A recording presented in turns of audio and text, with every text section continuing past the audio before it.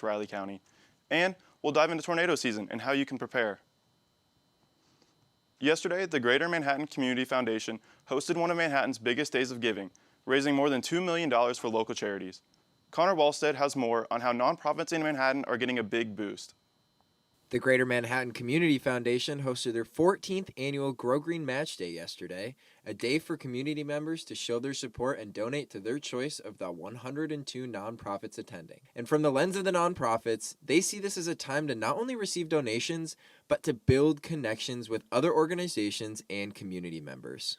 You know, they say judge you by the company you keep. Today's a good day to be judged because there's a lot of really generous people here who are giving of their time and talents and treasures, and this is a group I want to be around more often. The theme for this year's event is Built by Community, and those who are putting on the event want to emphasize the importance of not just the nonprofits, but also all those who are attending and donating to the cause. Well, philanthropy in general is so important, but especially community-based. We have so many wonderful nonprofits doing great work, and this is really just an opportunity for the entire community to come together and to support their work that they're doing day in and day out. With over $2 million raised, the community showed how it can come together and support nonprofits that shape the community for the better. In Manhattan, Connor Walstead, Channel 8 News. The foundation also supplemented the giving by matching 50 cents on every dollar, raised up to $7,500 for every organization. For more information on the Greater Manhattan Community Foundation, visit their website at mcfks.org. As demand for technology grows, local leaders are weighing how it fits into the community. Noah Jacobson has more. The Riley County Board of Commissioners just voted to enact a 6-month moratorium on both data centers and battery energy storage systems. So the moratorium will apply to unincorporated Riley County, and what that means is it doesn't apply to cities like Manhattan or any of the other small cities within the county.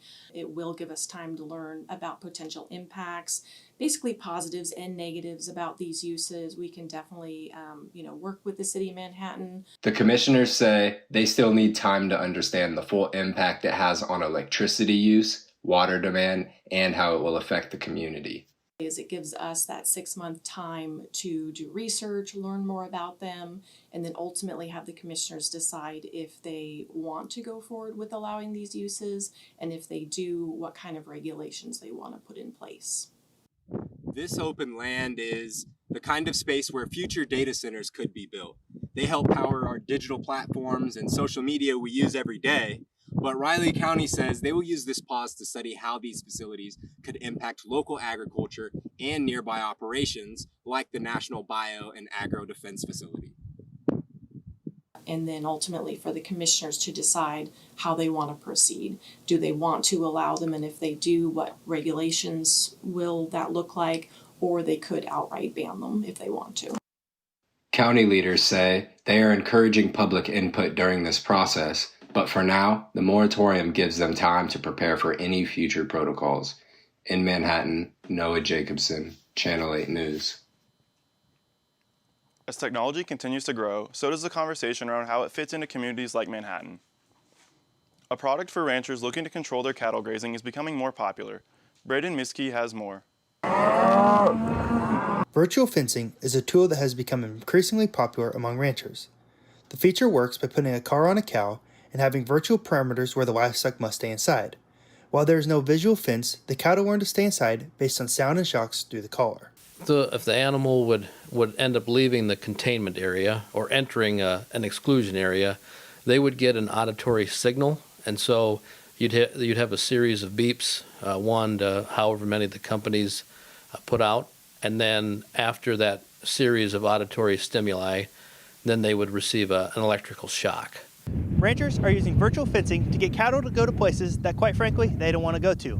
K-State Extension Agent Wendy Powell said that virtual fencing isn't here to replace barbed wire fencing, but rather to improve grazing throughout the pasture. That improved grazing can help pastures now and for sustainability into the future. Move that heavy grazing and move it out. We could graze areas that maybe don't even get touched because of, slope or distance, and then also preserve some areas or minimize the grazing effect on some of these more key areas. In a region like the Flint Hills, Using the new virtual fencing tool can be useful due to the large amount of pasture ground and the steep hills that cattle often look to avoid. In Manhattan, Braden Mieske, Channel 8 News. Virtual fencing companies and ranchers are continuing to look at the product to see how it could possibly impact the livestock landscape into the future. Students packed Bramlage Coliseum this past weekend as Soulja Boy took the stage for his highly anticipated performance. Amelia Likens has more. This past weekend, Soulja Boy turned his swag on at Bramlage Coliseum.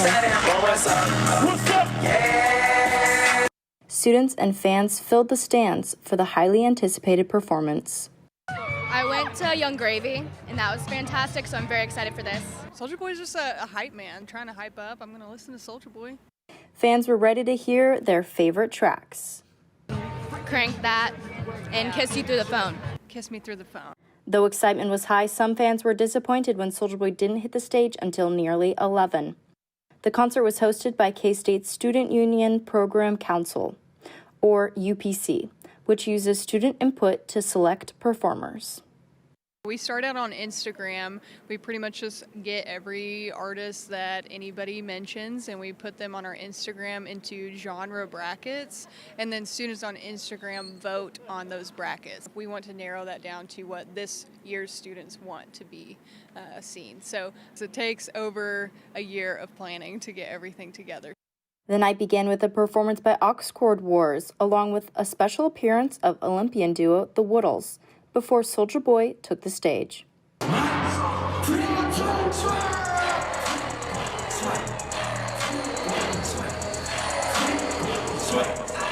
In Manhattan, Amelia Likens, Channel 8 News. Despite the delay, students were still excited to see Soulja Boy perform. Manhattan's music scene has gone through decades of change. Channel 8 reporter Uriah Kerner takes a closer look at what has driven the evolution. Manhattan's music scene has had a long history of local artists building a community around live shows and collaborations, but over time, that scene has shifted. It was very cool because everything was accessible.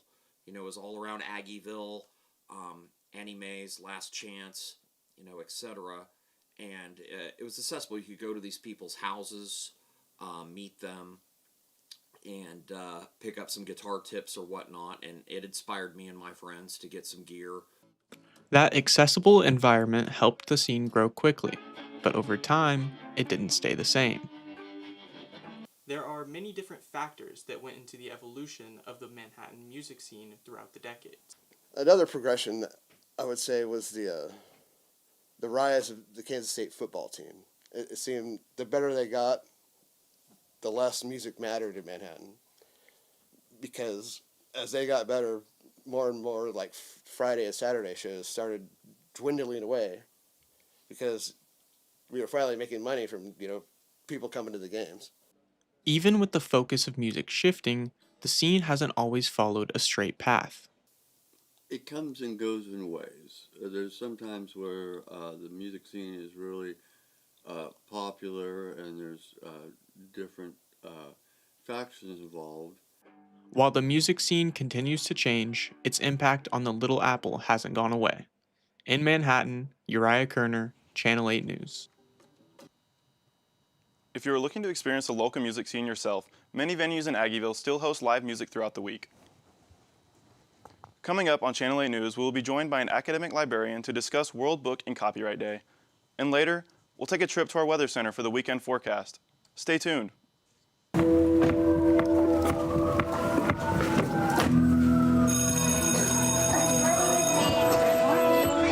ready?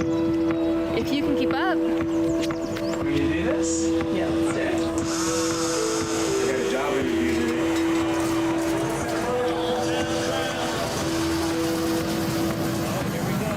Congratulations. Thank you. Dad, come on. Dad, starting. Fighting, ever fighting. Though it comes at the end of our fight song, it marks a new beginning. Fighting, ever fighting, will lead us into the future. In this era of change, our foundation stays unshaken. Fighting, ever fighting, for our community, our state, for the purple and the white. Creating a spirit that never falters. This is K-State. Fighting, ever fighting.